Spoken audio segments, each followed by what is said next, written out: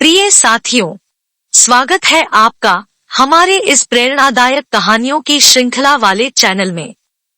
आइए शुरू करते हैं महाभारत में कौरवों का सबसे बड़ा दुश्मन कुटिल और धूर्त शकुनी मामा की कहानी, जिसमें हम जानेंगे कि शकुनी ने अपनी ही बहन गांधारी के पूरे खानदान कौरवों का सर्वनाश क्यों करवाया। कहानी का शीर्षक है महाभारत में कौरवों का सबसे बड़ा दुश्मन कुटिल और धूर्त शकुनी मामा की कहानी। पांचवा वेद कहे जाने वाले महाभारत की कथा में शकुनी उन प्रमुख पात्रों में से एक है जिसे इस महायुद्ध के लिए जिम्मेदार माना जाता है। शकुनी गांधार साम्राज्य का राजा था। यह स्थान आज के अफगानिस्तान में है, जिसके जीवन का अधिकांश समय अपनी बहन के ससुराल हस्तिनापुर में बीता था। शकुनी का जन्म गंधार के सम्राट सुबाला तथा साम्राज्ञी सुधर्मा के यहाँ हुआ था। शकुनी की पत्नी का नाम आरशी था। दोनों के 3 पुत्र उलूक, वृकासुर और विप्रचित्ति थे। शकुनी की बहन गांधारी का विवाह हस्तिनापुर के महाराज धृतराष्ट्र से हुआ था। वह हस्तिनापुर के महाराज और कौरवों के पिता धृतराष्ट्र का साला और कौरवों का मामा था। दुर्योधन की कुटिल नीतियों के पीछे शकुनी का हाथ माना जाता है और वह कुरुक्षेत्र के युद्ध के लिए दोषियों में प्रमुख माना जाता है। उसने कई बार पांडवों के साथ छल किया और अपने भांजे दुर्योधन को पांडवों के प्रति कुटिल चालें चलने के लिए उकसाया। शकुनी एक कुशल रथी भी था जो युद्ध कलाओं में पारंगत था। शकुनी को हालात ने बनाया खलनायक। शकुनी हमेशा से दुष्ट विचारों वाला नहीं था। वह अपनी बहन गांधारी से बहुत स्नेह करता था और संसार के हर भाई की तरह यह भी चाहता था कि उसकी बहन की शादी एक योग्य व्यक्ति से हो और उसका जीवन हमेशा सुखमय रहे। मामा शकुनी कभी भी अपनी बहन गांधारी का विवाह नेत्रहीन धृतराष्ट्र के साथ नहीं करना चाहता था। शकुनी की कुरुवंश के प्रति घृणा का कारण यह था कि हस्तिनापुर के सेनापति भीष्म एक बार धृतराष्ट्र के लिए गांधारी का हाथ मांगने गंधार गए। भीष्म के दबाव के कारण गांधारी के पिता सुबाला ने ये बात स्वीकार कर ली और शकुनी को भी उस विवाह का प्रस्ताव मानना पड़ा। लेकिन उस समय उन्हें ये पता नहीं था कि धृतराष्ट्र जन्मांध है। इसका शकुनी ने भी विरोध किया। धृतराष्ट्र के रिश्ते से शकुनी जरा भी खुश नहीं थे। उनका सोचना था कि धृतराष्ट्र जन्मांध है और उनका सारा राजपाट तो भाई पांडु ही देखते हैं। लेकिन गांधारी अब तक धृतराष्ट्र को अपना पति मान चुकी थी। इसी बात का बदला लेने के लिए उसने यह पूरा षड्यंत्र रचा। इसलिए शकुनी ने उस दिन ये प्रण लिया कि वह समूचे कुरुवंश के सर्वनाश का कारण बनेगा। और जिस पासे की मदद से उसने इस महायुद्ध का कुचक्र रचा, उसकी कथा भी हैरान कर देने वाली है। बताया जाता है कि ज्योतिषाचार्यों ने शकुनी की बहन गांधारी की कुंडली में उसके 2 विवाह होने के योग की बात कही थी। गांधारी की पहले पति की मौत निश्चित है, उसका दूसरा पति ही जीवित रह सकता है। उसके पहले पति की मृत्यु हो जाएगी। इस बात से चिंतित राजा सुबाला ने इस समस्या के समाधान के लिए गंधार नरेश ने अपनी बेटी गांधारी का विवाह एक बकरे से करवाई और उसके बाद उस बकरे को मार दिया गया। अब गांधारी एक विधवा थी। यह बात सिर्फ सुबाला और उनके करीबी ही जानते थे। इस बात को किसी से ना बताने की हिदायत सबको दी गई थी।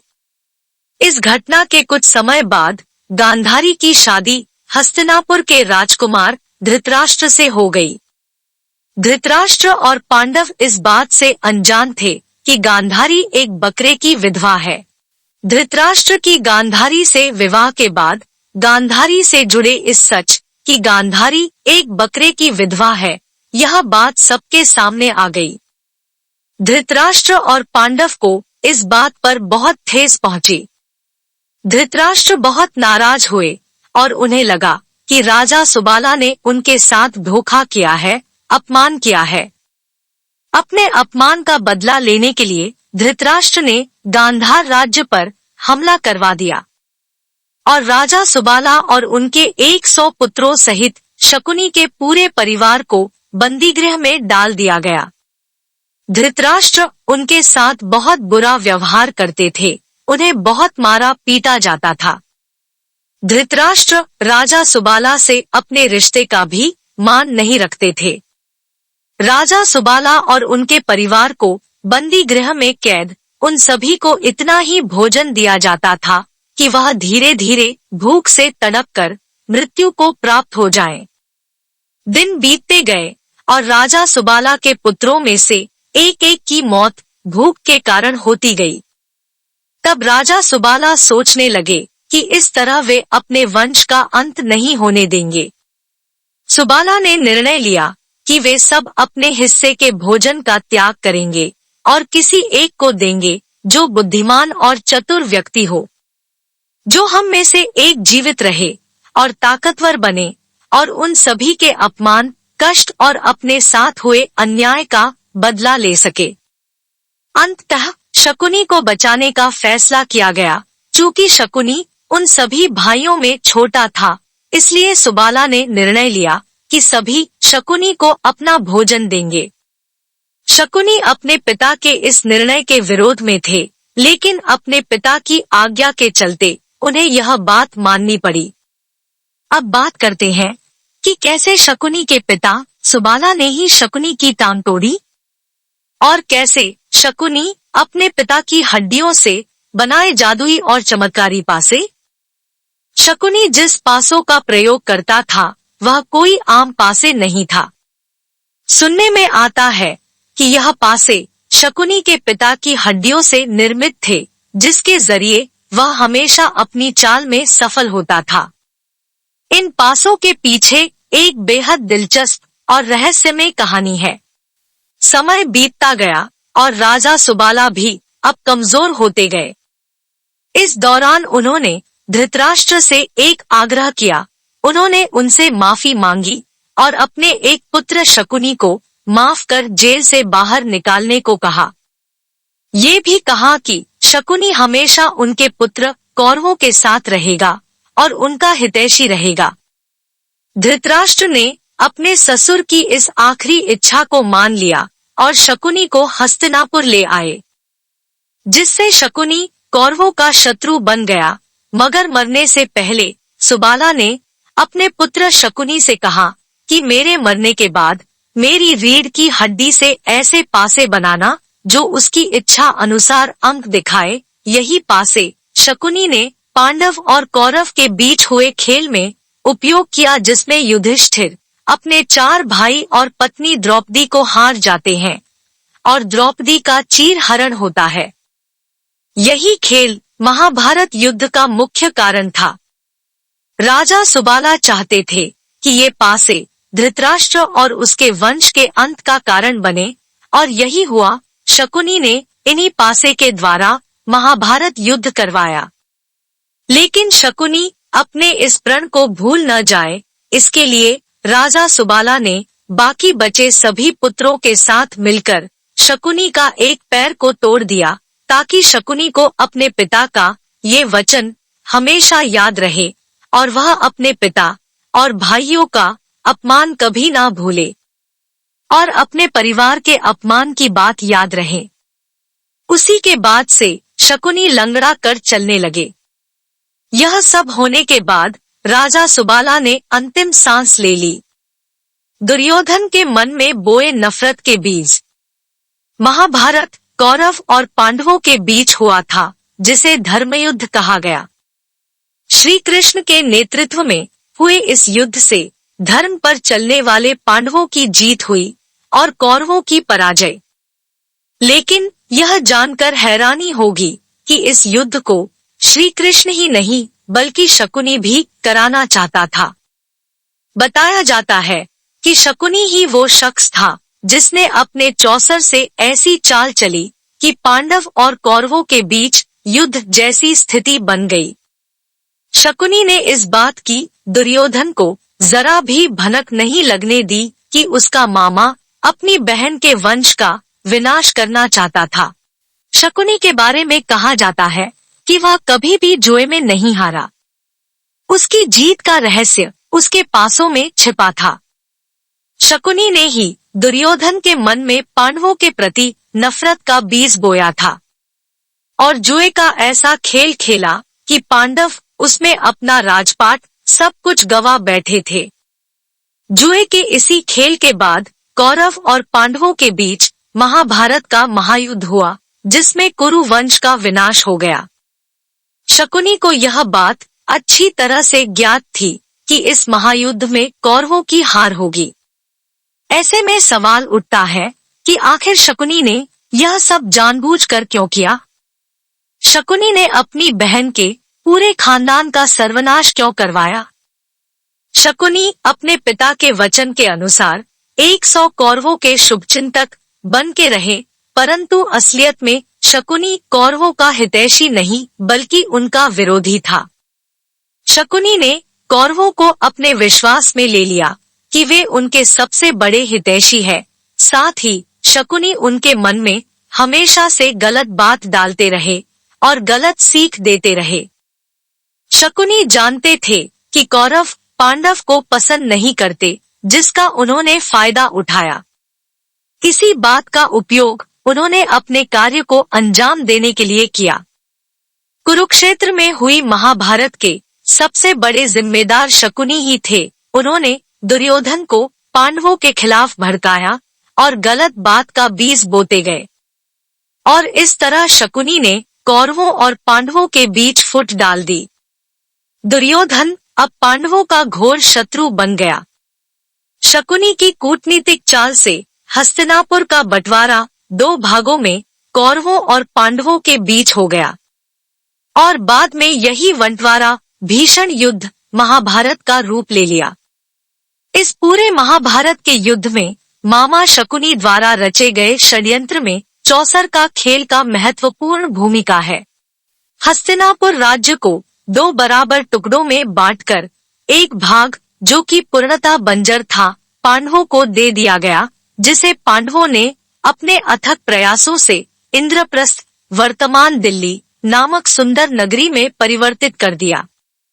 शीघ्र ही वहां की भव्यता की चर्चाएं दूर दूर तक होने लगी। युधिष्ठिर द्वारा किए गए राजसूय यज्ञ के अवसर पर दुर्योधन को भी उस भव्य नगरी में जाने का अवसर मिला। वह राजमहल की भव्यता देख रहा था कि एक स्थान पर उसने पानी की तल वाली सजावट को ठोस भूमि समझ लिया और पानी में गिर गया। उस समय अर्जुन, नकुल, सहदेव और भीम उसे देखकर हंसने लगे। इस घटना के समय युधिष्ठिर और द्रौपदी वहां उपस्थित नहीं थे। इसे दुर्योधन ने अपना अपमान समझा और वह हस्तिनापुर लौट आया। द्रौपदी द्वारा दुर्योधन का मजाक उड़ाना पूर्णतः असत्य बात है। सभा पर्व में भी इसका उल्लेख है। अपने भांजे की यह मानसिक स्थिति भांपकर मामा शकुनी के मन में पांडवों का राजपाट छीनने का कुटिल विचार आया। उसने पांडवों को चौसर के खेल के लिए आमंत्रित किया और अपनी कुटिल बुद्धि के प्रयोग से युधिष्ठिर को पहले तो छोटे छोटे दाव लगाने के लिए कहा। जब युधिष्ठिर खेल छोड़ने का मन बनाता तो शकुनी द्वारा कुछ ना कुछ कहकर युधिष्ठिर से कोई ना कोई दाव लगवा लेता।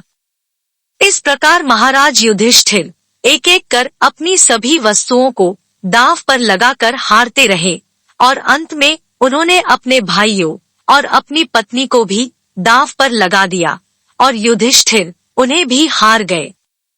इस प्रकार दुर्योधन के आदेश पर छोटे भाई दुशासन के द्वारा द्रौपदी का चीरहरण करवाकर और पांडवों का अपमान करके दुर्योधन ने अपना प्रतिशोध ले लिया और उसी दिन महाभारत के युद्ध की नींव पड़ी। महाभीषण और विनाशकारी कुरुक्षेत्र का युद्ध। महाभारत का युद्ध करीब 18 दिनों तक चला था।